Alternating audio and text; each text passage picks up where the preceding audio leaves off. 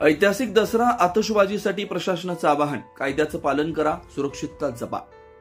कवठे एकंदरीत नागाव कवठे येथील दसऱ्यानिमित्त होणारी ऐतिहासिक आतषबाजी सुरक्षित आणि शांततेत पार पाडण्यासाठी ग्रामस्थांनी कायद्याचं पालन करून प्रशासनाला सहकार्य करावं असं आवाहन तासगावचे तहसीलदार अतुल पाटोळे यांनी केलं। प्रथा आणि परंपरांचं पालन करताना नागरिकांच्या सुरक्षिततेला धोका निर्माण होणार नाही याची दक्षता घेणं आवश्यक असल्याचं त्यांनी स्पष्ट केलं।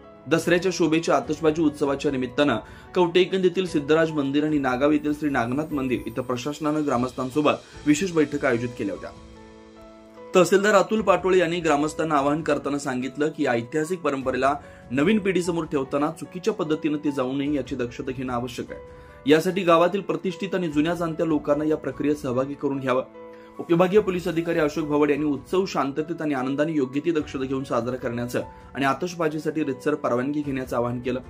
यावेळी पोलीस निरीक्षक सोमनाथ वाघ म्हणाले, गावाचा यात्रा उत्सव शांततेनं व सुखरूप पार पाडणं ही पोलिसांची व ग्रामस्थांची जबाबदारी आहे, परंतु कायद्याच्या चौकटीत राहून आतषबाजी केली जावी। आतषबाजी करणाऱ्या शोभा दारू मंडळींनी यासाठी रितसर परवानगी घ्यावी। धोकादायक दारूकाम टाळण्याचं आवाहन, प्रशासनानं यापूर्वीच धोकादायक दारूकाम बंद केलंय, तरी सुद्धा ग्रामस्थांनी व दारू शोभा मंडळांनी अजूनही जे धोकादायक दारू काम आहे ते कमी करावं। प्रत्येकानं आपापल्या जीवाची जबाबदारी घेतली आणि भावनांवर आवर घालून यात्रा पार पाडली तर कोणताही अनुचित प्रकार घडणार नाही, अशा स्पष्ट सूचना प्रशासनामार्फत देण्यात आल्या।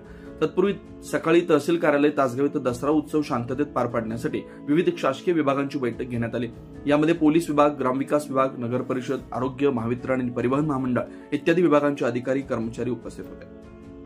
उत्सवाच्या नियोजनासाठी विविध विभागांनी पार पाडायच्या जबाबदाऱ्यांबद्दल सूचना देण्यात आल्या।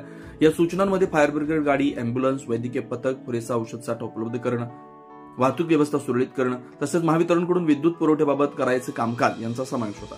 सर्व विभागांनी आपली जबाबदारी पार पाडून उत्सव शांततेत पार पाडावा अशी दक्षता घेण्याचं सांगण्यात आलं। या बैठकीनं उपविभागीय पोलीस अधिकारी अशोक भवड, तहसीलदार माननीय अतुल पाटोळे, पोलीस निरीक्षक सोमनाथ वाघ, गटविकास अधिकारी अविनाश पाटील, मंडळ अधिकारी, ग्राम महसूल अधिकारी, दोन्ही गावांचे सरपंच, ग्रामपंचायत सदस्य, यात्रा समिती सदस्य आणि शोभा दारू मंडळाचे अध्यक्ष मोठ्या संख्येने उपस्थित होते। विशेष प्रतिनिधी तासगाव सांगली।